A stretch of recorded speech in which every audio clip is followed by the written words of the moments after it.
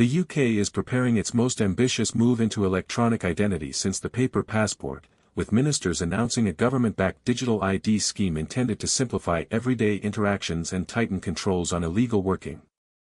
Under the plan unveiled on September 26, the state will expand existing digital sign-in tools into a broader, digital wallet and identity ecosystem that allows people to prove key attributes, such as name, age and immigration status, from a phone or other device instead of presenting paper documents.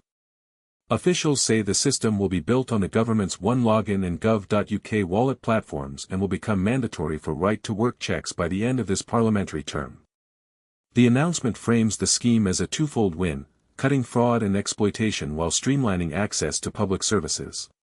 Ministers argue that verified digital identity will remove cumbersome paperwork from everything from job applications to benefit claims, and will make it harder for unscrupulous employers to hire people who do not have the legal right to work.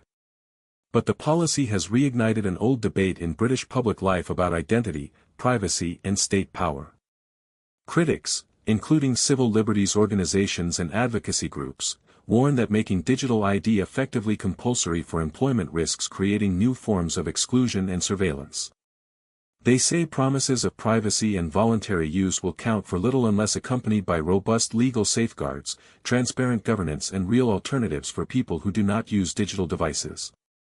Those concerns sit alongside a list of practical questions that the government must answer if the rollout is to succeed. How will the system handle those who lack smartphones or reliable internet? What legal limits will be placed on how identity data can be reused or shared? And what technical protections will be in place to prevent data breaches and misuse?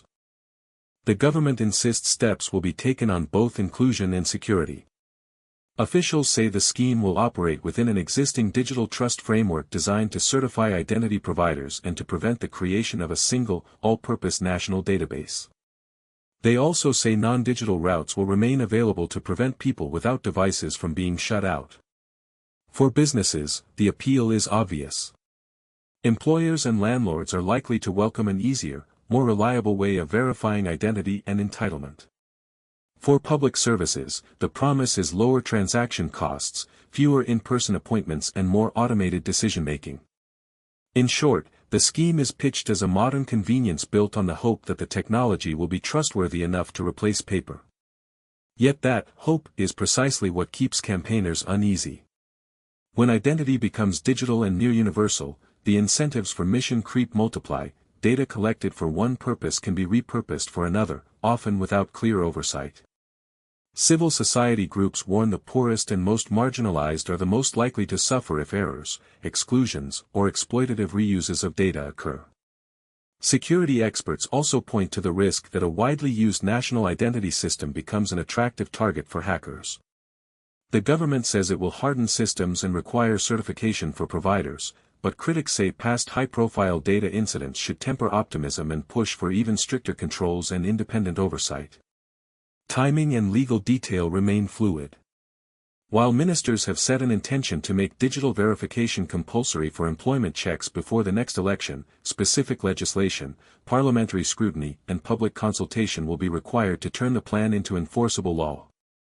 That process will be watched closely by businesses, rights groups, and opposition politicians alike. If the rollout is carefully designed, with strong user controls, legal limits on reuse and accessible non-digital alternatives, the UK could join a growing number of countries using digital identity wallets to ease everyday transactions while guarding privacy. If it is rushed or poorly governed, however, a bungled launch could fuel public resistance and undermine years of work to build digital trust. For now, the debate is both technical and political.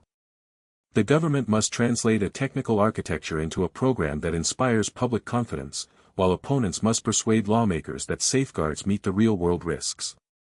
Expect weeks and months of policy papers, parliamentary debates and technical consultations, and probably a government explainer video or two. In short, Britain is being asked to trade some of the friction of paper for the speed of code. The benefits could be tangible: fewer forms, faster services, cleaner identity checks, but only if the system is built with dignity, resilience and clear legal guardrails. Get the design right and convenience follows. Get it wrong, and the very thing meant to make life easier could become a new source of exclusion and mistrust.